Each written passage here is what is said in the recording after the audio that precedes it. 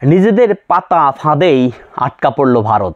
Kolkata Eden গার্ডেনে দক্ষিণ আফ্রিকার বিপক্ষে প্রায় আড়াই দিন হাতে রেখে 114 রানের টার্গেট, সেই রানও করতে পারল না ভারত। শুধু ব্যর্থই হয়নি, তারা 15 বছরের ইতিহাসে এরকম একটি লজ্জার হার। এই হারের মধ্য দিয়ে তারা কিন্তু একেবারে ব্যাপক সমালোচনা হচ্ছে পুরো ভারত জুড়ে। কলকাতার ইডেন গার্ডেনে তারা সেফ আড়াই দিন তাদের হাতে রয়েছে, সেখানে 10 উইকেট হাতে থেকেও কিন্তু 114 রান সংগ্রহ করতে না পারা, এটি বেশ আলোচনা হচ্ছে এই মুহূর্তে। যেটি আসলে বলতে হচ্ছে যে তারা স্পিন উইকেট বানিয়েছিল।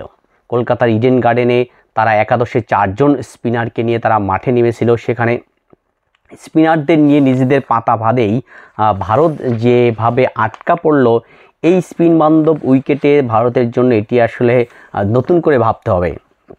চতুর্থ ইনিংসে স্বাগতিকরা ব্যাটিংয়ে নামে 10 জন নিয়ে, কারণ তাদের সেখানে দুজন স্পিনার এবং পোর্টিয়ারদের বিপক্ষে পাতা ফাঁদেই ধ্বংসস্তূপে পরিণত হয় পুরো ভারতের ইনিংস। একের পর এক ব্যর্থ। 2010 সালের ফেব্রুয়ারিতে নাগপুর টেস্টে শেষবার টেস্ট জিতেছিল গ্রাইম স্মিথের দল। এরপরে গত 15 বছরে তারা কিন্তু যেটি করতে পারেনি, সেটি কলকাতার ইডেন গার্ডেনে সেটি করলো। রোববার তৃতীয় দিনের খেলা শুরুর আগে ইডেন থেকে ছিটকে যান ভারতের অধিনায়ক শুভমান গিল। তিনি চোটের কারণে তিনি কিন্তু এই টেস্টে অর্থাৎ ব্যাটিংও করতে পারেনি, যার ফলে তারা কিন্তু একজন কম ব্যাটারকে নিয়েই দক্ষিণ আফ্রিকার বিপক্ষে দ্বিতীয় ইনিংসে তারা ব্যাটিং করেছেন।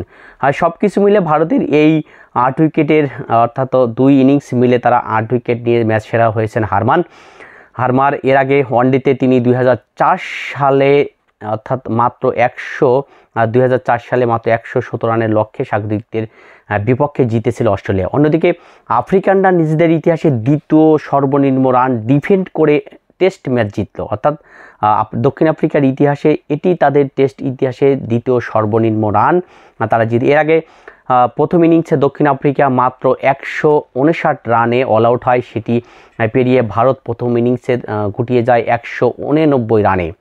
অর্থাৎ 30 রানের লিড নিয়েও কাজে লাগেনি ভারতের দ্বিতীয় ইনিংসে ব্যর্থ হয়েছে, অর্থাৎ 30 রানে লিড পায়। আর সেটি কিন্তু তারপরে দক্ষিণ আফ্রিকা যখন দ্বিতীয় ইনিংসে ব্যাট করলো ভারতকে বিপক্ষে, সব কিছু মিলে তারা দক্ষিণ আফ্রিকার বিপক্ষে 114 রানের টার্গেট পায়। এই 114 রান অর্থাৎ 114 রান করতে নেমে তারা কিন্তু একেবারে নাস্তানাবুদ। সব কিছু মিলে ভারতের এই পরাজয় নতুন করে ভাবতে হবে। স্পিন উইকেটে তাদের যে খেলার পরিকল্পনা যেটি করেছিল দক্ষিণ আফ্রিকার বিপক্ষে, সেটি কিন্তু একেবারে তারা ভুল প্রমাণ করেছে। দক্ষিণ আফ্রিকা উল্টো ভারতের বিপক্ষে জিতে 15 বছরের ইতিহাস ভেঙেছে। আর সব কিছু মিলে কলকাতা ইডেন গার্ডেনে এই উইকেট নিয়ে সমালোচনা হচ্ছে। উইকেটের ধরন নিয়ে তারা যে প্ল্যান, যে পরিকল্পনা নিয়ে উইকেট তৈরি করেছিল, সেটি কিন্তু তারা দক্ষিণ আফ্রিকায় তারা সেই উইকেট থেকে সুবিধা নিয়ে ভারতের বিপক্ষে বড় জয়ে মিশন শুরু করলো।